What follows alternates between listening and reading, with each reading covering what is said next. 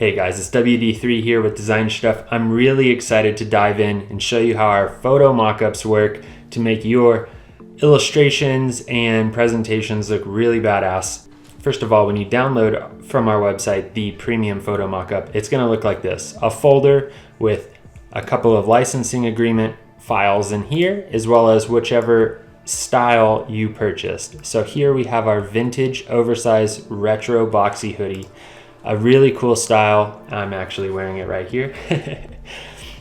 It has the front and back. In some cases, you might see it have a few more files, and that might be wrinkled styles versus flat laid styles. So in some cases, you might see a couple extra files here.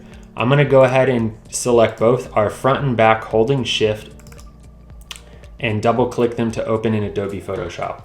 As you'll see here, I have the back open. Really want to direct your attention over here to the layers panel. If you don't have that open, go ahead and click at the top, window, and make sure you click layers, and it'll have a little check mark if you have it open.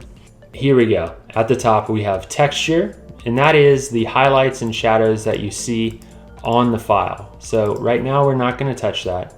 On this specific style, we have two different folders: the back and sleeve art, and then the hood art. So why we did that is so when you put your artwork onto the back panel, it makes the hood look nice and layered on top with the shadows and everything. It'll look really sweet.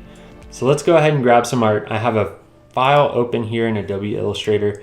This guy right here, the little Design Stuff monogram that we've worked on in the past. And I'm just gonna go ahead and act like I'm adding this here. So I copied it from Illustrator. I'm going to go over here to my layer, that is the back and sleeve art folder. Click the add your art here layer. We're not going to use that layer, but when we paste, it will show up on top of that layer. I'm just going to adjust the sizing real quick, and as you can see, it's already adopting the shadows and the texture and all that goodness that we've created for you.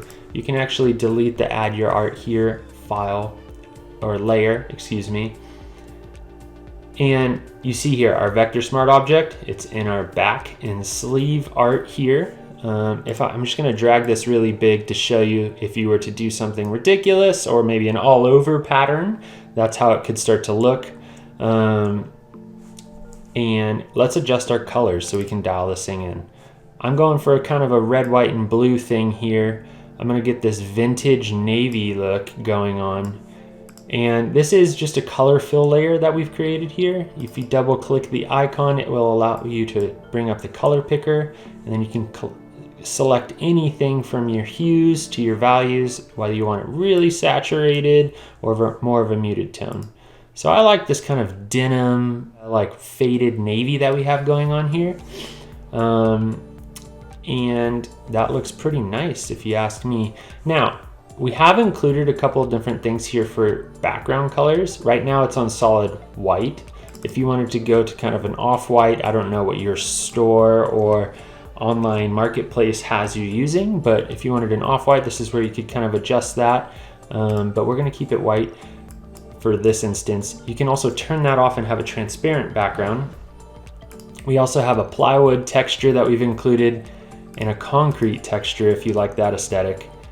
Also, I'll direct you over here. We've even made the shadow color adjustable. So here, right now, it's telling me it's locked. I'm gonna unlock it here. You'll see here, we can double click this color fill as well and really go to town. I want it really dark or less, and I want it to have a red hue. You just kind of get the gist here. I'm gonna cancel. I like the way it originally looked, but if you really wanted to make the shadow pop a little harder or make it stand out, you could go for that look too. All right, I'm gonna turn off all the backgrounds in my instance. Now, if you really wanted to dial in the textures and you say, hey, this is looking maybe a little too aggressive for the shadows, I would go up here, you click this little arrow to expand the drop down, and we're gonna adjust the opacity, and you can see I'm gonna go far down so you can start to see it happening. Now, up a little higher, I think maybe somewhere in the 50 range looks pretty good. You can also adjust your highlights. Let's turn them way up so you can see. Let's turn them way down so you can see. somewhere in the middle, maybe 70 for the highlights in this instance. It'll kind of adjust depending on the color garment you pick and what you do with your graphic and all that.